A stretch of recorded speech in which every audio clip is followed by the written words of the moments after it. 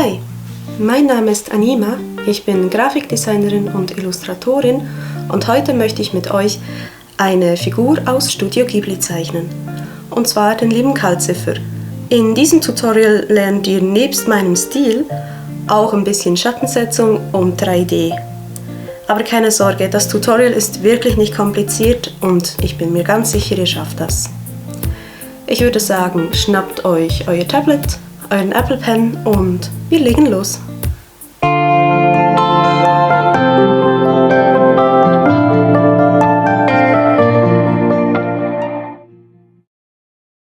Als allererstes öffnen wir Procreate und tippen oben rechts auf das Plus, um uns eine neue Leinwand zu erstellen. Hier gebt ihr dann bitte 5000 x 5000 Pixel ein und schaut, dass die DPI auf 300 sind. Beim Farbprofil das zweite und den Rest könnt ihr so einstellen, wie ihr das möchtet. Während ich mir mein Referenzbild lade, eine kurze Info. In diesem Tutorial wird im Hintergrund keine Musik laufen, damit ihr eure eigene hören könnt. Unten links seht ihr jedoch einen Lautsprecher. Diesen werde ich immer dann einblenden, wenn ich etwas zu erzählen habe. Euch würde somit sofort auffallen, falls ihr das Video plötzlich auf stumm geschaltet habt.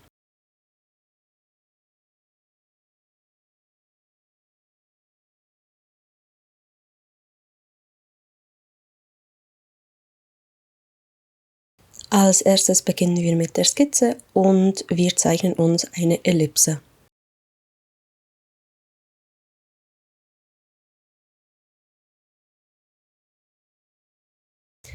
Anschließend zeichnen wir die Flammen in kleinen Bögen.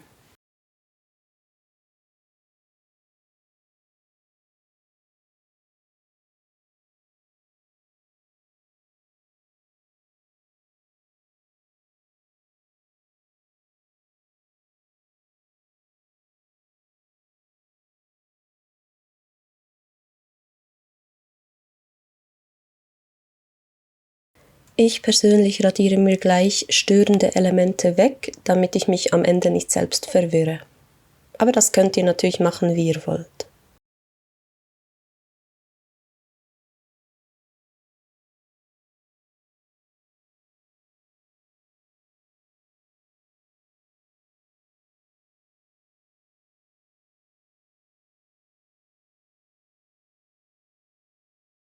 Durch diese kleinen Bögen gebe ich dem Ganzen schon eine leichte 3D-Wirkung.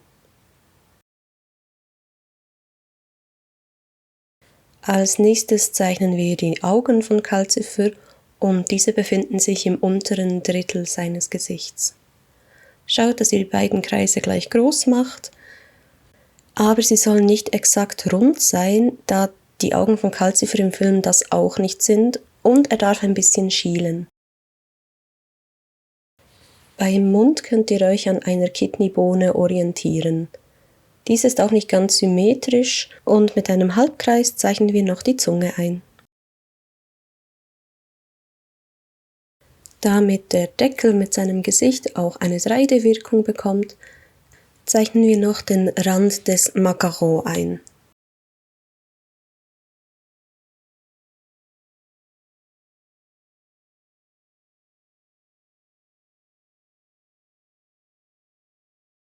Anschließend gehen wir schon bereits über zu der ersten Creme. Dafür macht ihr so einen Halbkreis und zieht die Linie dann nach innen in der gleichen Neigung wie oben bei der erst erstellten Ellipse. Das Holzstück zeichnen wir mit einer Kidneybohne und einem Wirbel und die Länge des Holzes einfach in so Wellenlinien.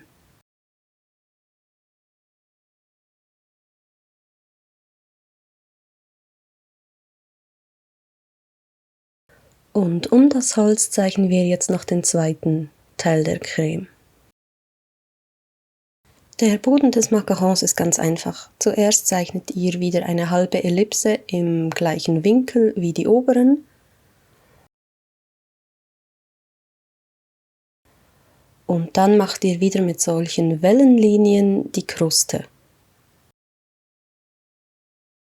Unter die Kruste kommt jetzt noch der abschließende Boden.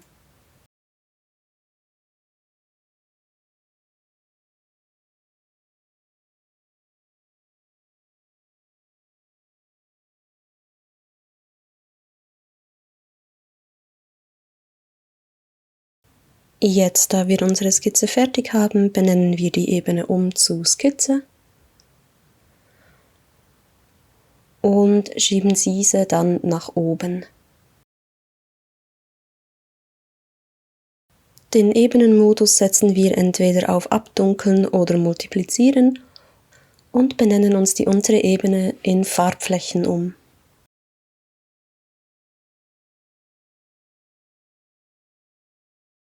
Wir beginnen bei der Zeichnung von unten nach oben. Also suchen wir uns als erstes ein normal gesättigtes Orange aus. In diesem Tutorial gebe ich euch keine Farbcodes, weil ich finde, dass die Farbenmischung am besten erlernt werden kann, wenn man sie gleich anwendet. Ihr könnt aber selbstverständlich meine Farbpalette als Orientierung nehmen.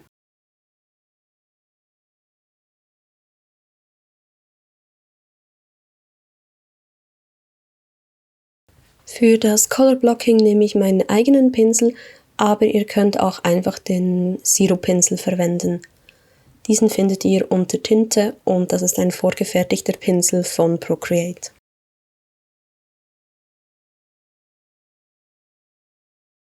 Schaut bitte, dass ihr nicht auf der Skizzenebene malt und dann könnt ihr schon den untersten Teil einfach nachzeichnen.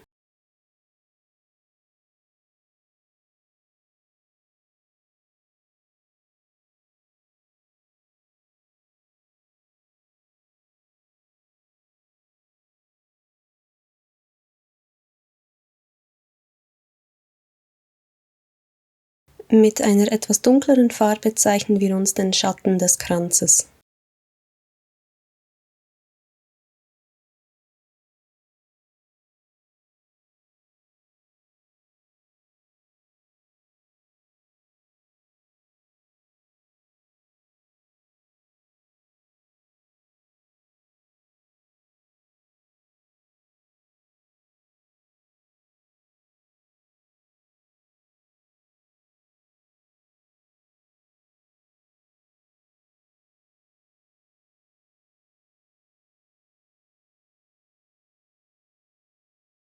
Für die Highlights schnappen wir uns ein Gelb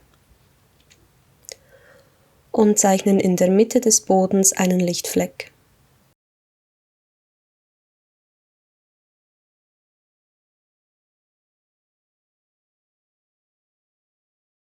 Links und rechts kommt dann noch ein kleiner Fleck dazu. Am Boden zeichnen wir jetzt noch einen Schatten ein und dazu schnappt ihr euch über die Pipette die Farbe des Schattens.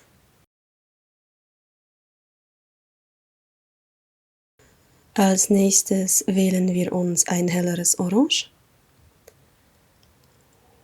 und erstellen uns dann eine neue Ebene. Jetzt könnt ihr mit Wellenbewegungen den Kranz einzeichnen. Schaut, dass ihr ein bisschen über den Schatten der unteren Ebene herübermalt, damit es keine weißen Flecken gibt.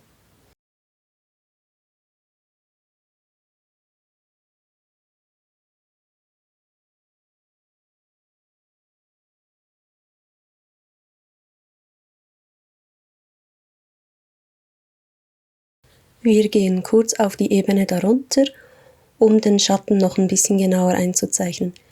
Ihr könnt die Farbe wieder mit der Pipette aufnehmen und dann einfach darüber malen.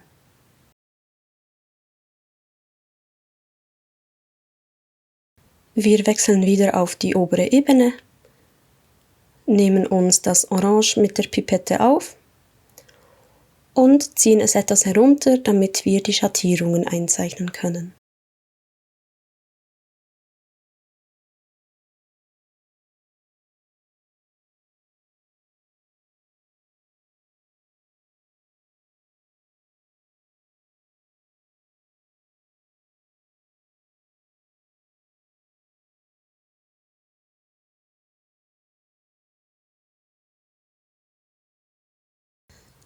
Dann erstellen wir uns eine neue Ebene, setzen diese auf Clipping-Maske und zeichnen einen kleinen Rand mit der gleichen Farbe in den Kranz ein.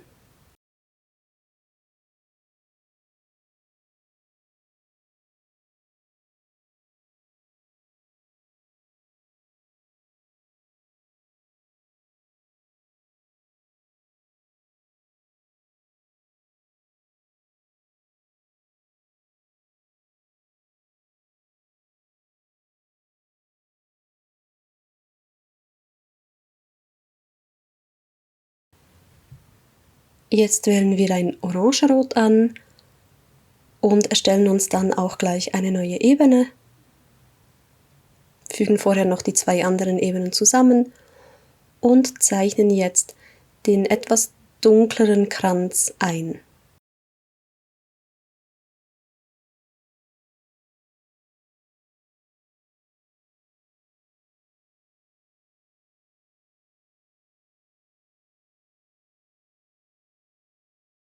Hier habe ich gemerkt, dass ich die Linie der Creme gar nicht richtig eingezeichnet habe auf der Skizze, also hole ich das jetzt einfach nach.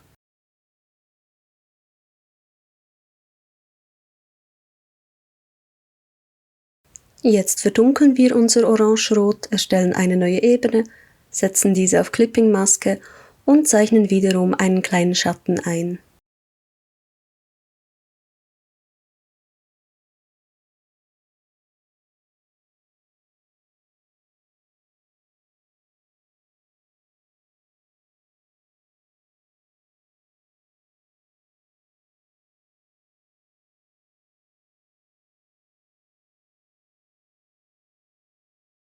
Wir wählen uns die Ebene an und setzen den Ebenenmodus auf Multiplizieren und setzen die Deckkraft etwas herunter.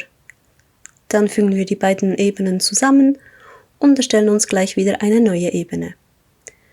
Für die Creme gehen wir in die Weißtöne, die noch ein bisschen Rot enthalten, und zeichnen uns dann die Creme einfach nach.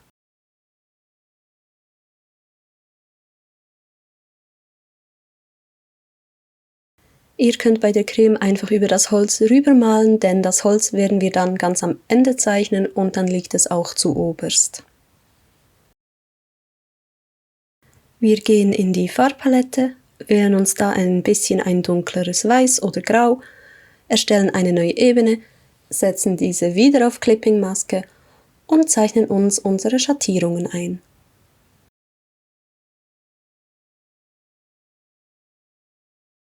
Ihr seht, der Vorgang ist eigentlich bei jeder Ebene derselbe.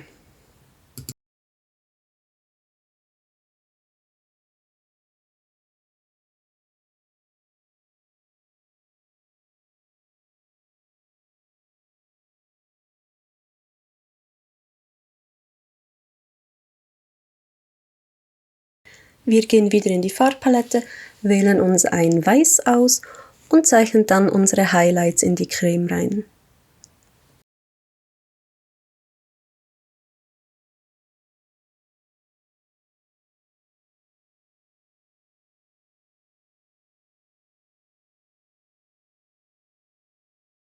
Anschließend fügen wir die beiden Ebenen zusammen.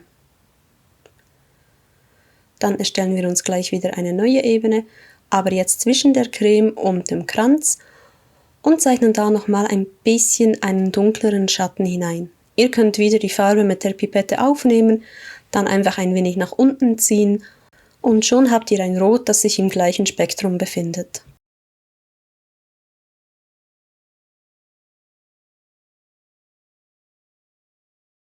Ich justiere hier mit Hilfe der Gradationskurven noch ein bisschen an der Farbe rum. Ihr könnt das auch machen, müsst ihr aber nicht.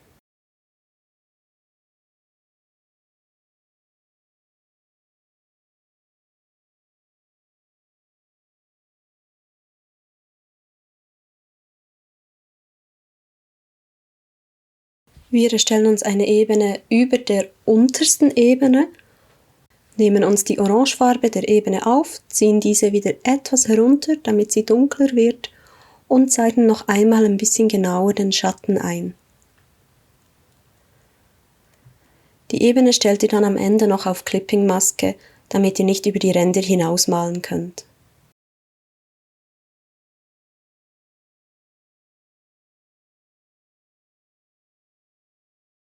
Ich passe jetzt hier die Form noch ein bisschen an. Ihr könnt das auch machen, müsst ihr aber auch hier wieder nicht, wenn ihr das nicht machen wollt. Wir fügen die zwei untersten Ebenen zusammen und benennen diese dann um. Und das machen wir dann auch mit den restlichen Ebenen, damit wir eine bessere Übersicht haben.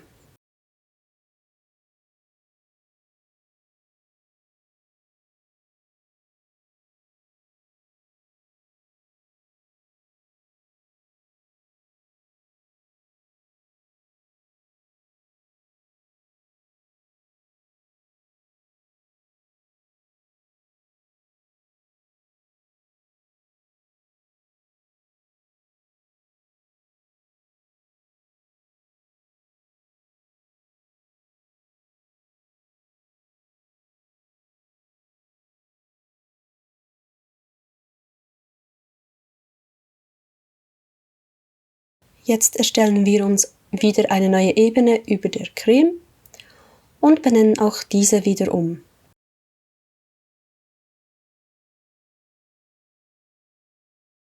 Wir wählen uns einen Gelbton aus, der ein bisschen ins Orange geht, und zeichnen uns die Creme 2 ein. Hier könnt ihr auch ein bisschen über den Kranz hinausmalen, denn das wird ja schließlich dann unter dem Kranz sein, also nicht sichtbar. Wir gehen wieder in die Farbpalette und wählen uns ein helles Gelb.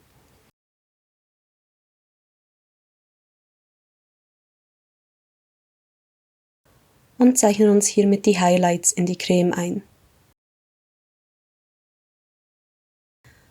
Dann wählen wir uns ein dunkleres Gelb aus, das ein bisschen mehr wieder ins Orange geht. Und zeichnen uns die Schatten ein.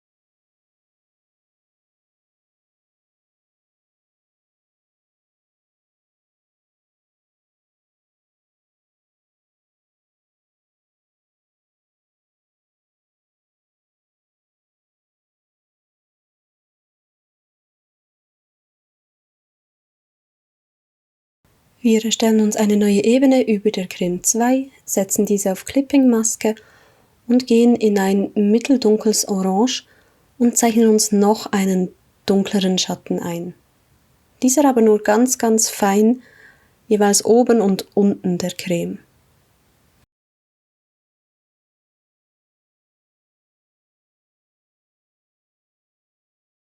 Anschließend fügen wir die beiden Ebenen zusammen und erstellen uns eine neue Ebene und benennen auch diese wieder um mit einem Namen, der für euch Sinn macht.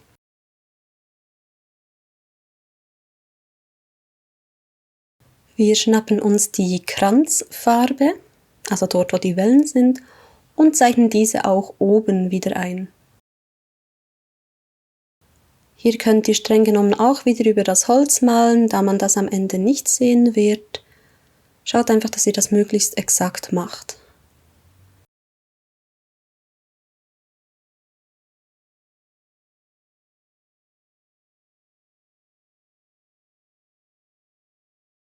Hier habe ich gemerkt, dass ich noch irgendwo die Linien offen habe, deswegen funktioniert der Color Drop nicht.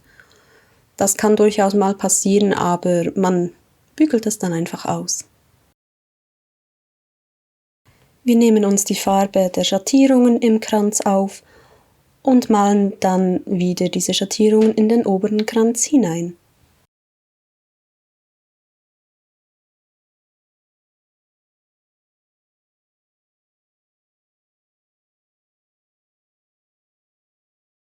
Anschließend erstellen wir uns eine neue Ebene, setzen diese auf Clipping-Maske und zeichnen uns unten den Rand des Kranzes noch ein bisschen dunkel ein. Natürlich darf aber auch nicht die Schattierung am oberen Teil des Kranzes fehlen.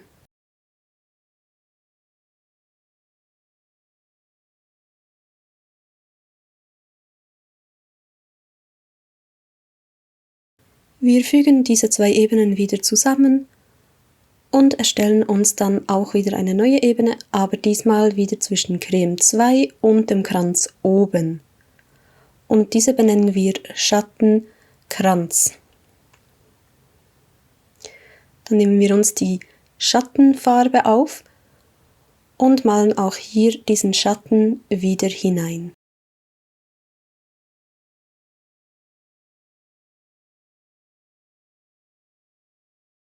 Wir erstellen uns eine Ebene über dem Kranz oben und das wird da dieses Mittelstück zum Deckel.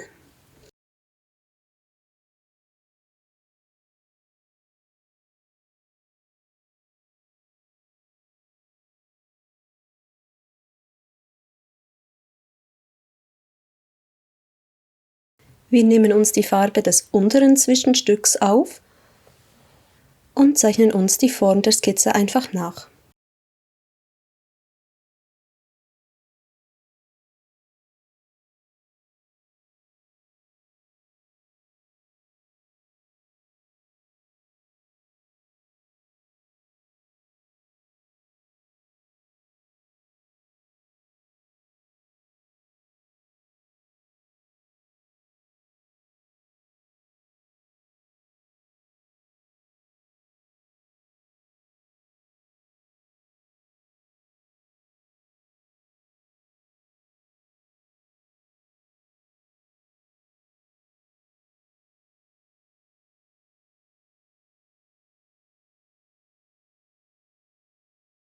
Wir erstellen uns eine neue Ebene, setzen diese wieder auf Clipping-Maske und zeichnen uns mit einem dunkleren Rot die Schatten ein. Solche Schatten helfen uns dann später für den 3D-Effekt.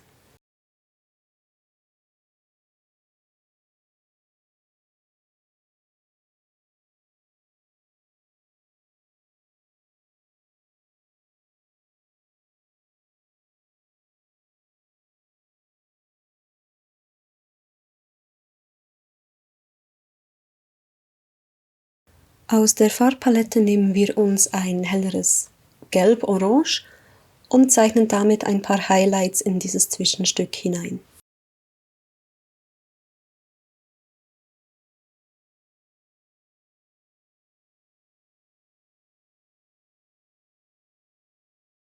Wir fügen diese beiden Ebenen zusammen und erstellen uns eine neue Ebene.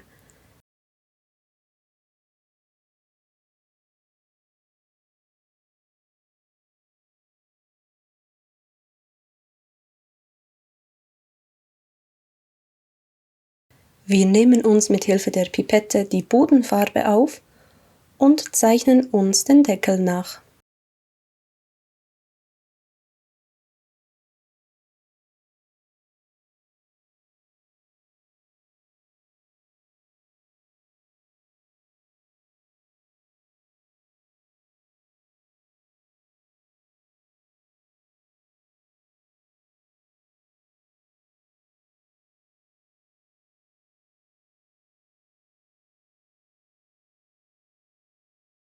Wenn ihr die Form nachgezeichnet habt, könnt ihr sie ausmalen oder mit dem Color Drop einfach auffüllen.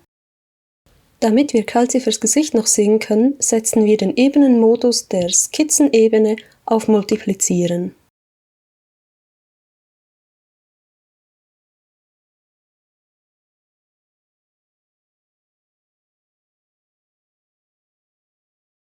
Wir erstellen wieder eine neue Ebene, aber diesmal über dem Deckel und zeichnen mit einem Gelbton eine kleinere Flamme hinein.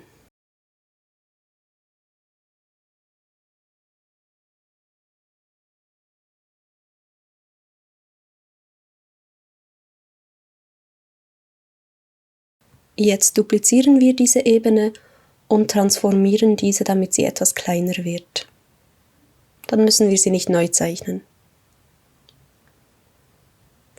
Dann wählt ihr euch ein Gelb aus und füllt diese Ebene mit dem Color Drop auf. Dann könnt ihr sie noch ein bisschen verformen, so wie es euch gefällt. Und am Ende solltet ihr dann eigentlich schon bereits so ein bisschen ein Feuer haben. Und zu guter Letzt wählen wir uns noch ein helleres Gelb und zeichnen noch einmal eine kleinere Flamme in die Flammen hinein.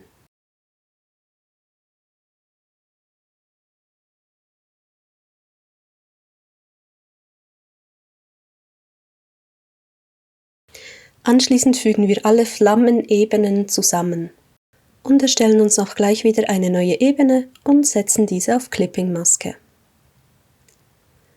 Wir wählen uns die dunkelste Farbe der Flamme an, ziehen diese dann noch einmal ein bisschen herunter und zeichnen uns die Schattierungen ein.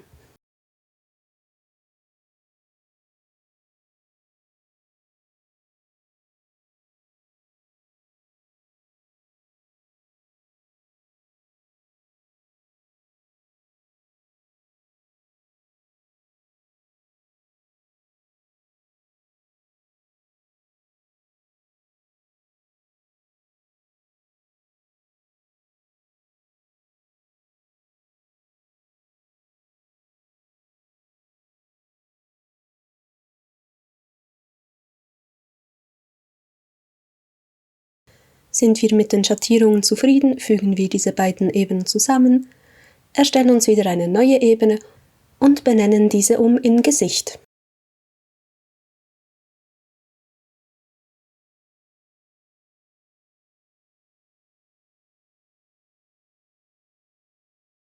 Wir nehmen uns ein mittleres Braun-Orange und zeichnen den Mund von Calcifer erst einmal nach. Anschließend füllen wir ihn mit dem Color Drop und erstellen uns eine neue Ebene, setzen diese auf Clipping-Maske und zeichnen mit einem helleren Orange die Zunge ein.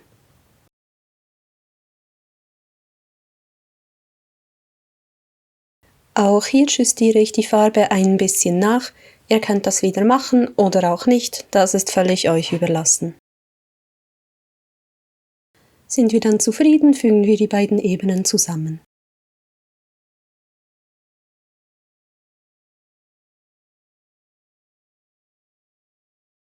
Und wie könnte es anders sein, erstellen wir uns dann eine neue Ebene.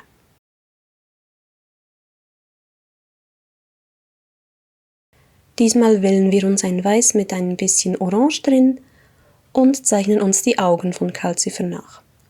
Ich nehme hier kein rein Weiß, weil das im Vergleich zu den anderen Farben einfach zu extrem wäre.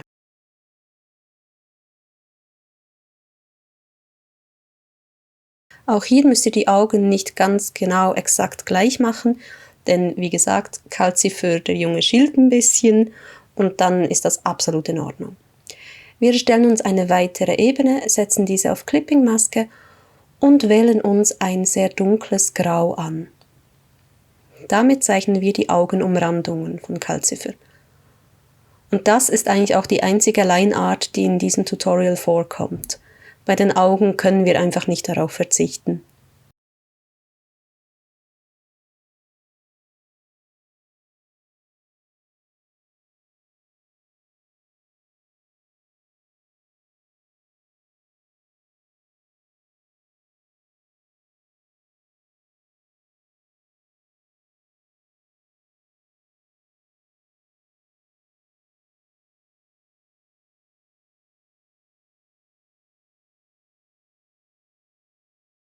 Wenn wir mit den Augen zufrieden sind, fügen wir diese beiden Ebenen wieder zusammen und erstellen uns eine neue Ebene.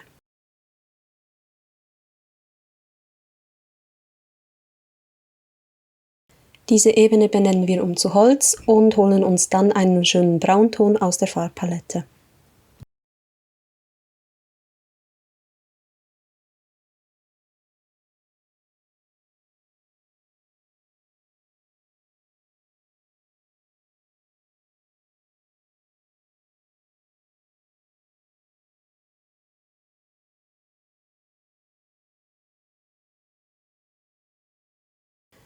Wenn wir das Holz nachgezeichnet haben, füllen wir es mit dem Color Drop aus.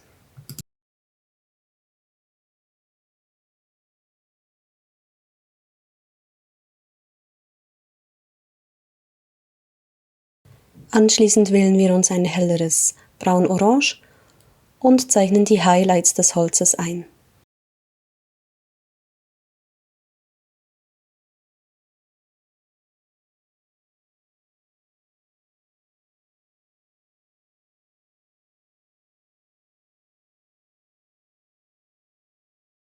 Jetzt wählen wir uns ein dunkleres Braun und zeichnen die Schatten in das Holz hinein.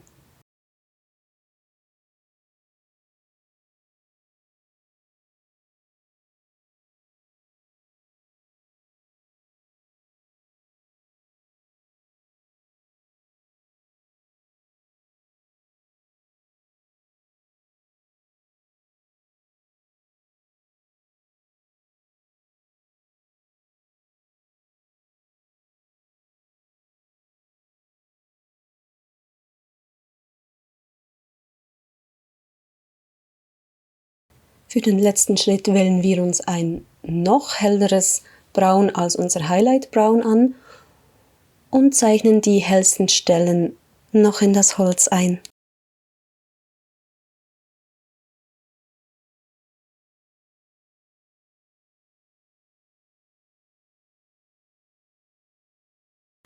Wir erstellen uns eine neue Ebene und zeichnen dann die Seite des Holzes ein. Denkt daran, hier könnt ihr euch wieder an der Kidneybohne orientieren und ihr wählt die Grundfarbe des Brauns und macht die ein bisschen dunkler, damit ein Kontrast entsteht. Für die Schatten wählt ihr euch das Braun der Schatten an und macht dieses dann noch ein bisschen dunkler.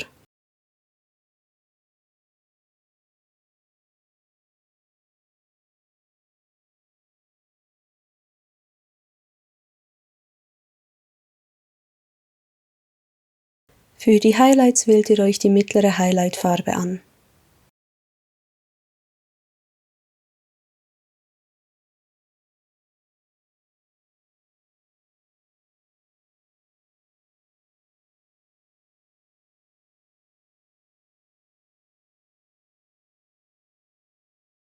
Nun könnt ihr die Skizze einmal ein- und ausblenden und seht, ob euch das Ganze gefällt.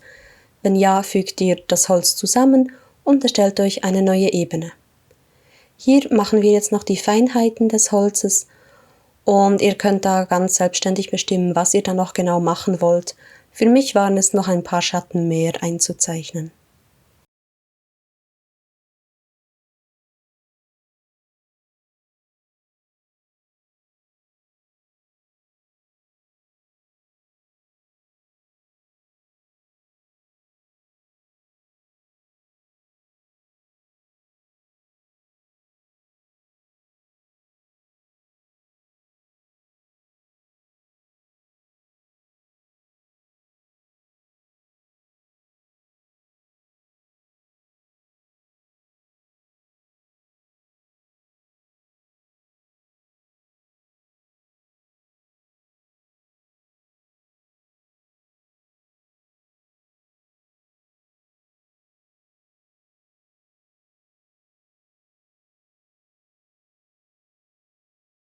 Jetzt geben wir dem Ganzen noch eine Hintergrundfarbe und da habe ich mich für ein helles Orange-Gelb entschieden, damit es die Farben von Calcifer noch ein bisschen unterstützt.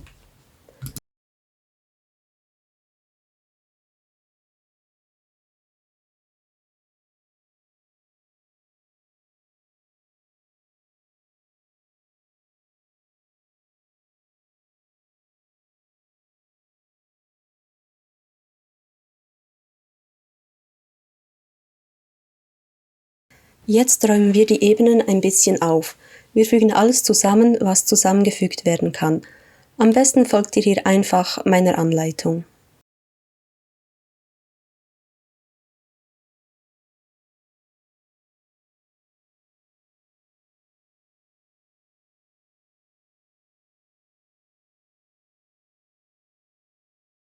Jetzt duplizieren wir uns die unterste Ebene, denn wir kommen zum Feintuning. Das Feintuning ist meine eigene Technik und die funktioniert mit bestimmten Pinseln und dem Wischfinger. Ich benutze meinen eigenen Pinsel, aber ihr könnt als Alternative einfach den Acrylpinsel im Wischfinger verwenden. Das ist ganz wichtig.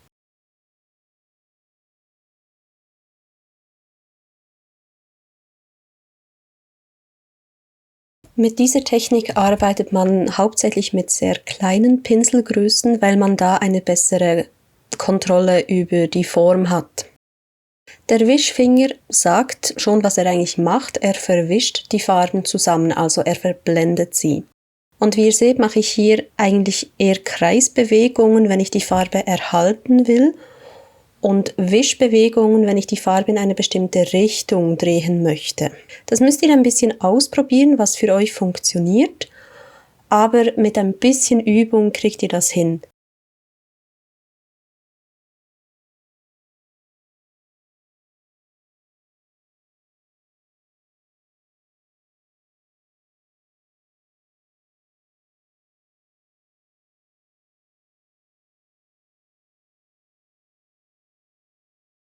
Bei den Kanten müsst ihr darauf achten, möglichst kleine Pinselgrößen zu verwenden, damit ihr nicht die Kante an sich unscharf macht.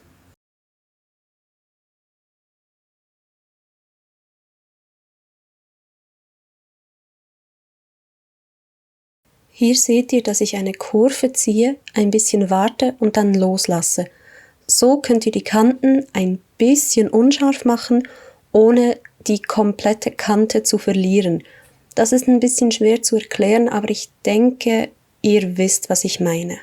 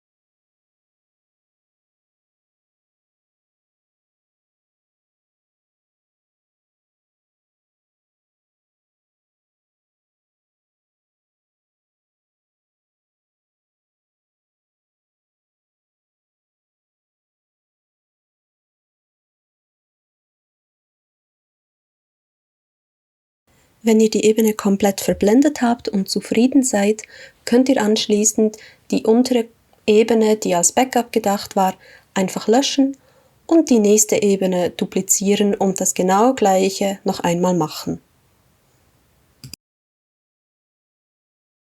Wichtig ist nur, dass ihr die untere Ebene, die als Backup gedacht ist, immer ausblendet, damit ihr seht, wie die Kanten verschwimmen, weil das ist am Anfang noch ein bisschen schwierig einzuschätzen.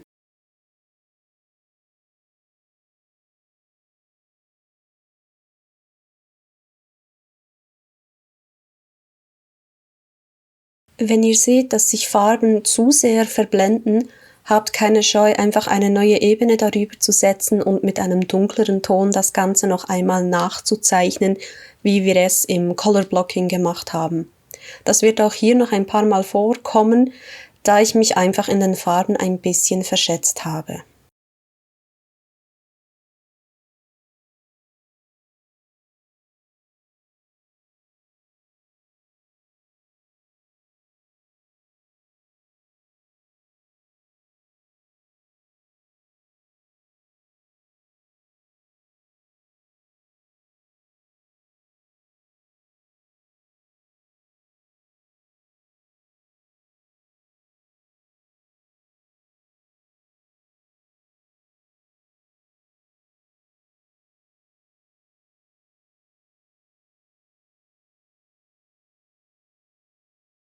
Ihr könnt, wenn ihr das wollt, natürlich auch mit den Ebenenmodi spielen, denn da habt ihr auch sehr, sehr viele Möglichkeiten. Wie ihr hier seht, habe ich den ganzen Prozess ein bisschen schneller ablaufen lassen, weil es ist eigentlich immer das gleiche Vorgehen und dann kommen wir auch ein bisschen mit der ganzen Zeichnung voran im Tutorial.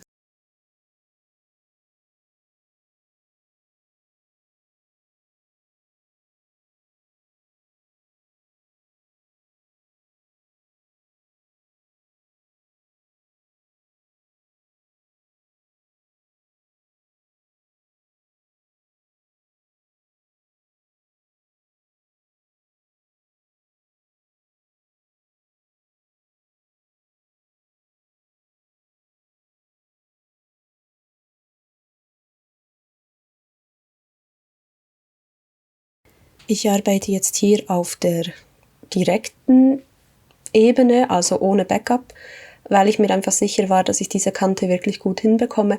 Ihr dürft euch selbstverständlich ein Backup machen, das ist gar kein Problem.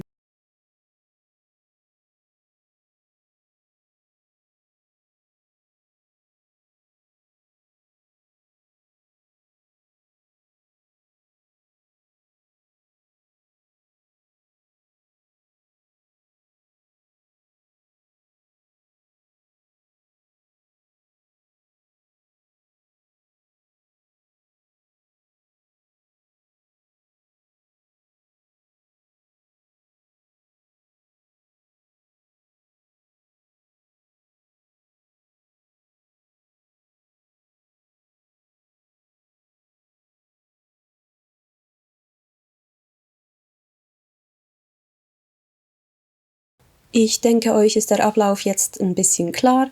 Wir duplizieren die Ebene, machen ein Backup und arbeiten auf der oberen Ebene mit dem Wischfinger. Und das ist wirklich bei allen Ebenen der gleiche Vorgang. Also ich werde da nicht jede Ebene jetzt einzeln erklären, weil sonst rede ich euch nur die ganze Zeit in euren Workflow rein.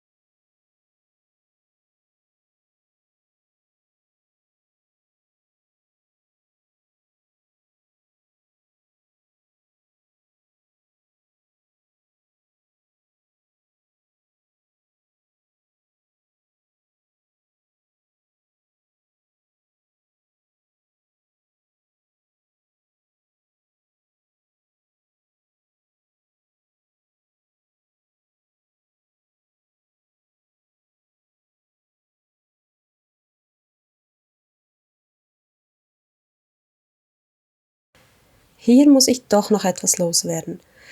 Ich habe mir hier eine neue Ebene erstellt, um meine Highlights noch ein bisschen besser in den Vordergrund zu rücken und habe diese mir dann einfach auf das Holz eingezeichnet und mit dem Wischfinger dann auch wieder verwischt.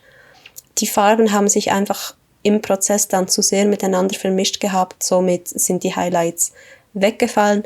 Vielleicht ist das bei euch nicht der Fall, aber ich habe es jetzt hier auf jeden Fall einfach drin gelassen, damit es keine Verwechslungen oder Verunsicherungen gibt.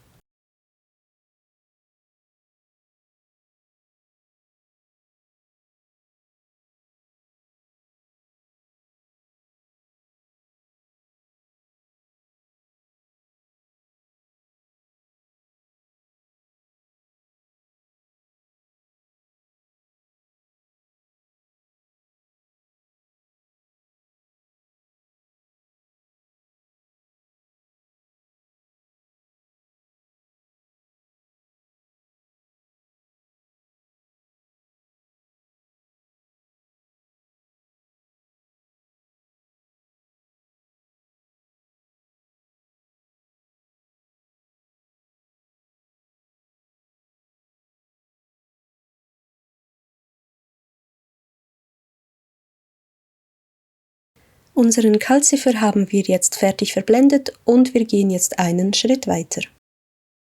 Wir erstellen uns eine neue Ebene und wählen uns ein helleres Gelb bis Weiß an. Auf dieser Ebene zeichnen wir wie beim Color Blocking einzelne Highlights ein. Diesen Arbeitsschritt nenne ich auch Licht- und Schattensetzung.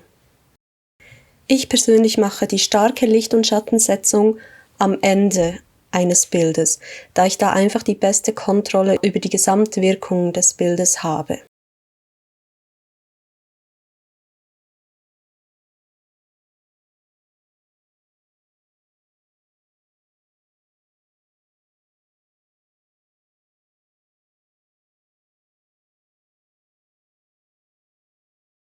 Auch diese Ebene verblenden wir dann wieder mit dem Wischfinger und am Ende werden die Highlights sehr, sehr stark herausstehen, aber das wollen wir ja auch.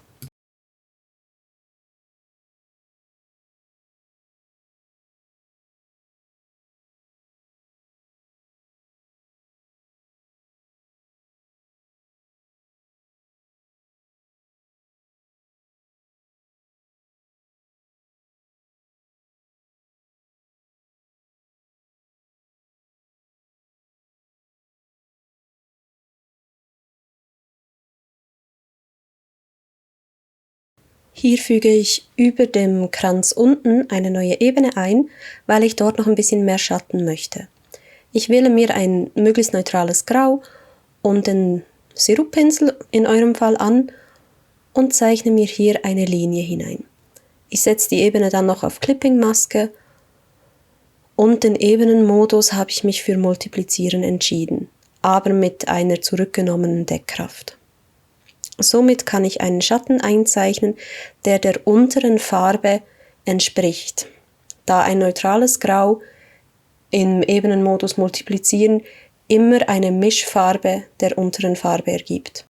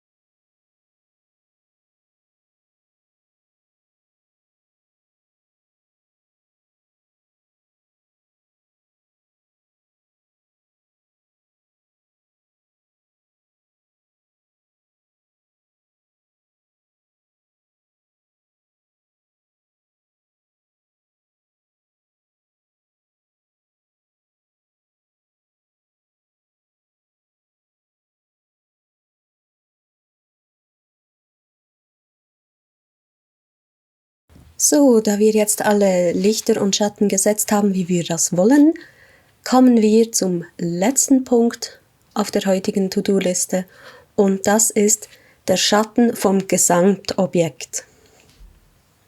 Dafür erstellen wir uns eine neue Ebene und ziehen diese nach ganz zu unterst.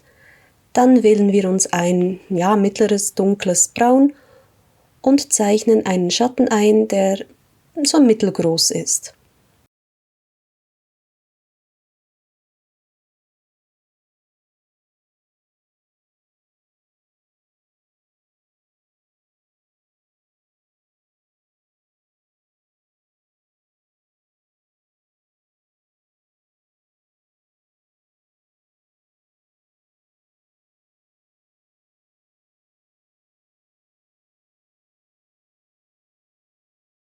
Am Schluss ändern wir noch den Ebenenmodus und erstellen uns eine weitere Ebene und nehmen auch hier ein bisschen ein dunkleres Braun noch als das vorherige. Jetzt zeichnen wir einen Schatten, der sich sehr, sehr nahe am Objekt befindet.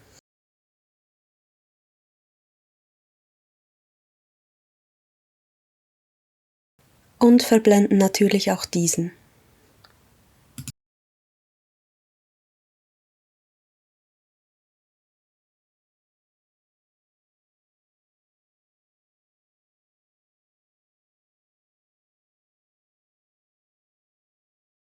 Wir haben alle Schritte beim heutigen Tutorial geschafft und ich entlasse euch jetzt in die Endcard. Viel Spaß! Wir sind auch schon am Ende des Videos angelangt. Ich hoffe, ihr hattet Spaß bei dem Tutorial und konntet etwas dabei lernen. Über einen Daumen hoch, ein Abo, einen Kommentar und ein Like würde ich mich natürlich sehr, sehr freuen. Und ihr findet mich auch auf Instagram und TikTok. Ich wünsche euch viel, viel Spaß bei den nächsten Zeichnungen, die ihr machen werdet und wir sehen uns im nächsten Video.